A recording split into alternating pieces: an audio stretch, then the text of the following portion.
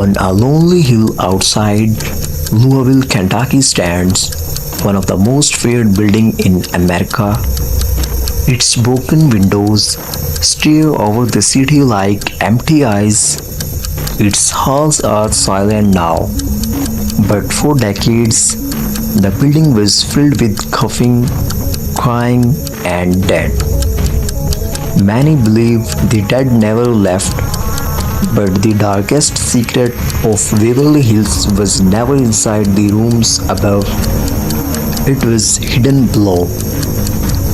Beneath the building, a tunnel, long, dark, and built for one purpose: to carry bodies. In the early 1900s, tuberculosis was spreading fast across America. Before modern medicine, thousands died from the disease. Patients were never sent to isolated hospitals called sanatoriums, where doctors hoped fresh air and rest could save them. Waverly Hills became one of the largest. People arrived with hope. Many never returned. By the 1920s, deaths were happening almost every day. Staff needed a way to remove bodies, with terrifying the patients still fighting to live. So they used the underground tunnel. Workers pushed the dead downhill in carts, hidden from the sight of the living. Locals called it the Body Chute, a name that never faded. More than a century later, the building is empty, but stories from inside still spread across the century. Doors slam on their own, footsteps echo in empty hallways, voices whisper names no one spoke. And deep below ground, something still moves. In October of 2024, filmmaker Jason Reed arrived at Waverly Hills with two friends, Maya Torres and Ben Collins. They ran a small paranormal channel online. Most of their videos were fake huntings and harmless legends. But this place felt different from the moment they parked. The air was cold, too cold for the season. Jason laughed nervously as he adjusted his camera. Tonight, he said into the lens, we are exploring the hidden tunnels beneath Waverly Hills Sanatorium. Ben forced a smile. Let's just make it through the night. They entered through a side door just after midnight. Their flashlights cut through dust and darkness. Paint peeled from the walls. Rusted wheelchairs sat abandoned in corners. Every step echoed like someone walking behind them. Maya turned quickly. Did you hear that? Hear what Jason asked. Another step. They stopped moving. Silence. Then somewhere above them, a cough, dry, weak, human. Ben's face lost color. There's nobody else here, right? Jason didn't answer. He kept filming. They moved through the patient wards, surgery rooms, and narrow stairwells until they reached a locked metal door in the basement. A faded sign read, "Authorized personnel only." Ben looked at the camera.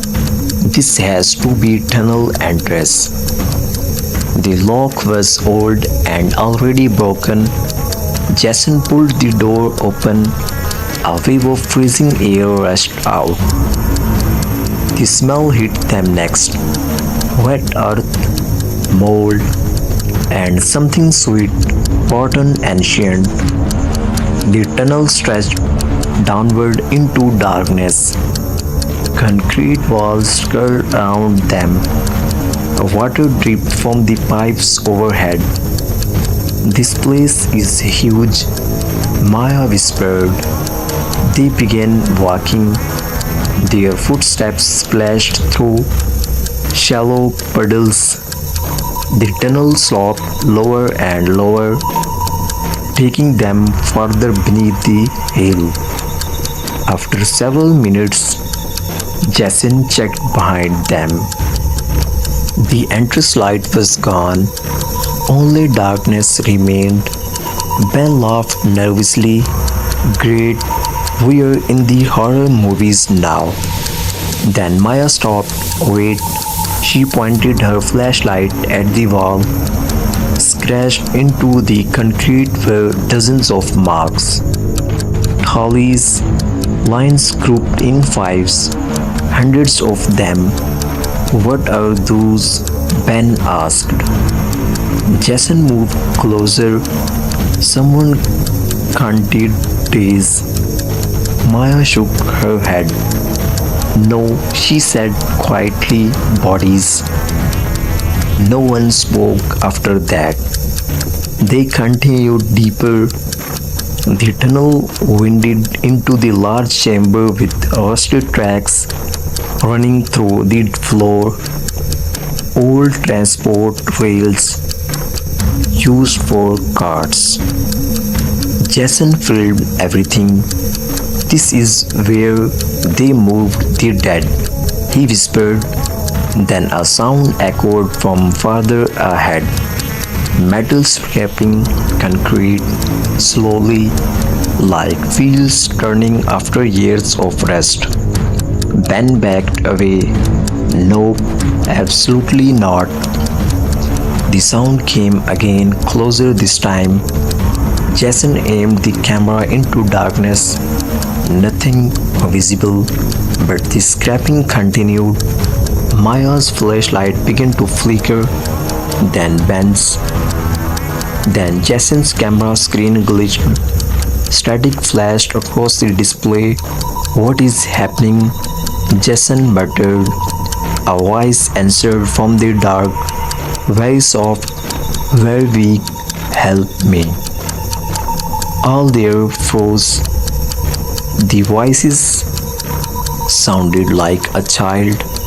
Ben whispered, Did you hear that? Again, help me. It came from the tunnel ahead. Maya took a shaky breath. Why need to leave? Jason should have agreed. Instead, curiosity pulled him forward. He stepped past the tracks and moved toward the voice. Jason, Ben hissed. But Jason kept walking. The others followed, unwilling to be left alone. The air became colder with every step. Their breath shot white into the beam of their lights. The tunnel narrowed again. Then they saw it. At the far end stood a wheelchair, old, rusted, facing the wall, no one in it. Jason slowly approached. The wheels began to turn by themselves. The chair rotated slowly until it faced them. Maya screamed. Something sat in the chair. A figure, thin, wrapped in stained hospital cloth. Its head hung low, its arms too long, its finger resting on the wheels. Ben stumbled backward. That's a person. Jason's camera shook violently. The figure lifted its head. Its face was pale and stretched tight over bone. Its mouth open, but no eyes looked back. Only dark, empty sockets. Then it smiled. The line went out. Total darkness swallowed them. Maya carried out. Ben shouted. Jason dropped the camera. Somewhere in the black tunnel, wheels rolled fast across the ground, coming toward them. Then hands grabbed Jason's shoulder. Ice cold, he screamed and swung wildly. The lights snapped back on. The wheelchair was empty. The tunnel was silent. Jason's camera lay cracked on the floor. Ben was hyperventilating. "We are leaving now." No one argued. They ran back through the tunnel, slipping through water, smashing shoulders against walls. Behind them came the scraping sound again, following faster. When they reached the chamber with the rails, Maya stopped suddenly. Jason turned. Ben was gone. Only this flashlight remained on the wet floor. "Ben," Maya shouted. No answer. Then, from the darkness below the rails, a cough, weak, human. Jason grabbed Maya's arm. "We go now." They ran without looking back. At last, they saw the basement door ahead.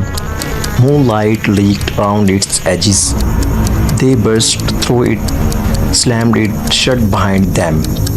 Both collapsed on the floor, gasping. Ben never came out. Police searched the property. The next day, they found Jason's broken camera in the tunnel. They found Ben's flashlight. They found fresh wheel marks in the mud, but no signs of Ben Collins. His body was never recovered. Months later, Jason reviewed the damaged memory card from his camera. Most footage was corrupted except the final 10 seconds. The screen showed Jason and Maya running through the tunnel. Behind them, just visible in dark, a line of figures standing silently along both walls, patients in hospital gowns, dozens of them watching, and at the center, Ben standing still, smiling, his eyes completely black. To this day, visitors to Waverly Hills report hearing wheels turning in the tunnels below. Some hear coughing, some hear whispers asking for help, and some say if you go too deep underground, you may return, but not alone.